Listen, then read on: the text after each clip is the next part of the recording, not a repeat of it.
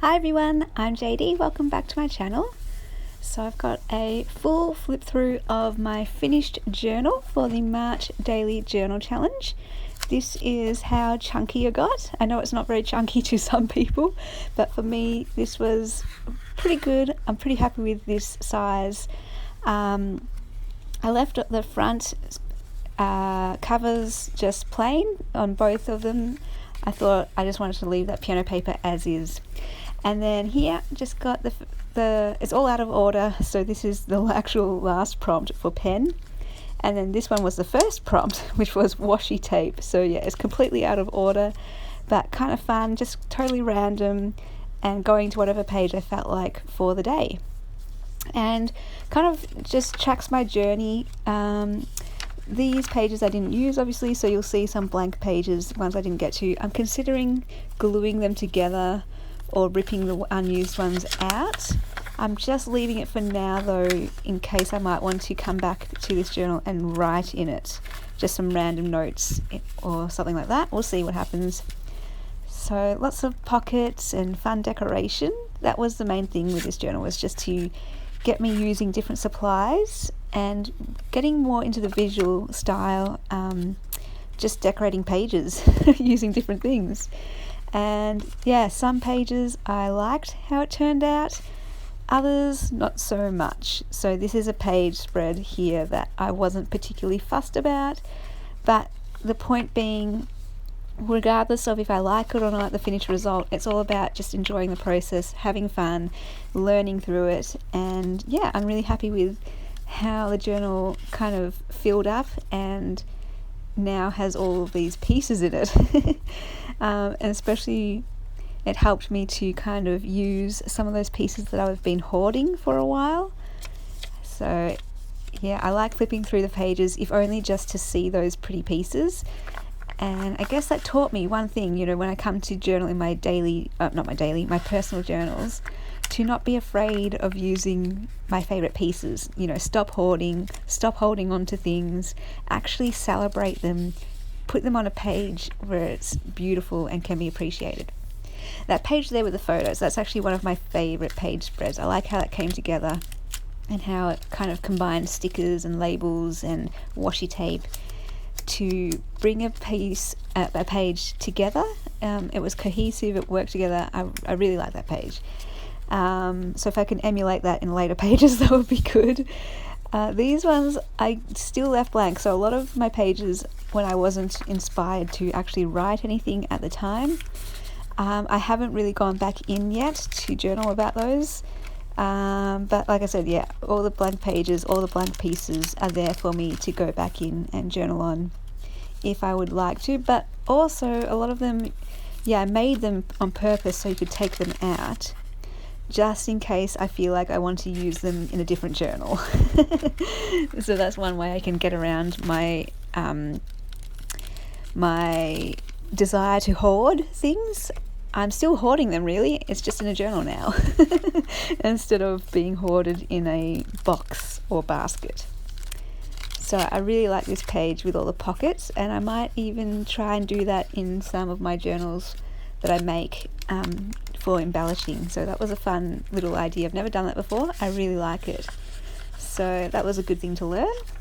This was kind of my midway point page, writing down the things I learned from the challenge.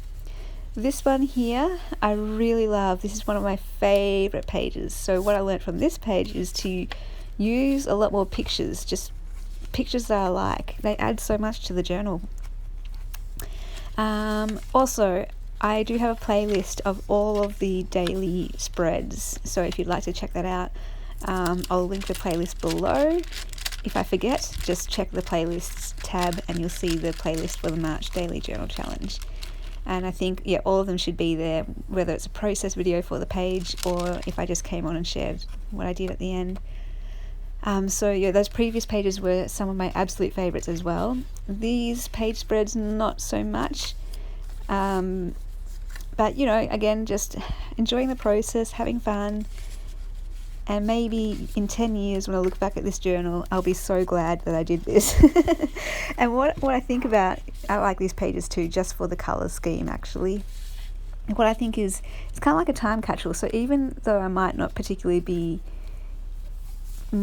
liking any of this journal in terms of what I've written about and the meaning behind it, maybe in 10 years I'll look back on the pages and be like, this is a snapshot of who I was at a moment in time back in 2020. And yeah, so this is for future me. Future me might really appreciate that I did this. But this is one of my challenges, I suppose, is it's all great and good and well to decorate a page and have fun, but I still want a journal to have a lot of meaning. And that's my biggest struggle that I found with this challenge, was sometimes I just didn't know what to journal about. And even though the page might look pretty, the substance to it, the actual journaling part of it, what I've written, I'm not like going, woo, I'm glad I wrote about that. But future me, I'm thinking, will probably look back at this journal and just be so glad that I did something. And that's the point as well, that I just did something, that a piece of me was recorded on a page at some time, and regardless of it looking nice or not, and regardless of if it meant anything greatly to me at the time, future me will look back and go, I'm glad I got this snapshot of you. No matter how random or crazy or unmeaningful it seemed at the time. But anyway, rambling away. I really like this page spread too. You notice maybe when I showed that middle page with the washi tape, I pulled out, there was an extra page in there, but I just pulled it out, ripped it out. I like how it looks better with just the washi. So again, I'm flipping past a couple page spreads that I wasn't particularly liking. They weren't very pretty. This one is getting better. It looks a bit prettier. So yeah, when I come to my personal journal, I'm really looking to combine these pretty elements with writing about things that mean something to me in the moment as well. But yeah, I'm on a journey. I'm still learning how I want to journal, what I want to journal about, all that kind of thing. And this is definitely helping me get closer to it. I quite like that page with the flowers, the stickers. That was one of my favorites too. This one, at the time, I was so excited about this page spread at the time, because I'm like, yeah, it's interactive, there's so much on it, and it's fun. But now when I look back at it, I'm just like, it's too busy, it's too much, there's too much to fuss around with. And that's how I know my style. The odd pocket I'm happy with, but 1, 2, 3, 4, 5 pockets on one page spread is too much for me, simply because I just can't be bothered. It's too much. Can't be bothered taking all these things out to read all those things that I've written. But again, I'm thinking future me might really enjoy going through all of this and it being like a treasure chest. And so yeah, I'm glad I did it. I am glad. I just know that I would like a simpler page spread usually, but the odd one here or there is fun.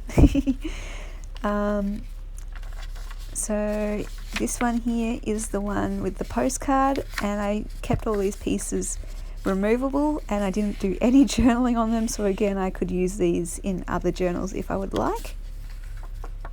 I love that postcard so much.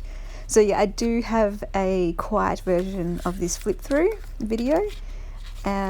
So sometimes I linger on some pages to kind of really emphasize the paper sounds. So for those who like the paper sounds, check that video out. For those who don't, here's the Chatty one for you. I really like this page spread too, with the wallpaper. Simple but pretty. This one, not so fussed about. And then that's the back. So there is my completed journal for a March Daily Journal Challenge, my first monthly challenge. I'm so excited. Hope you had fun, and I'll see you soon.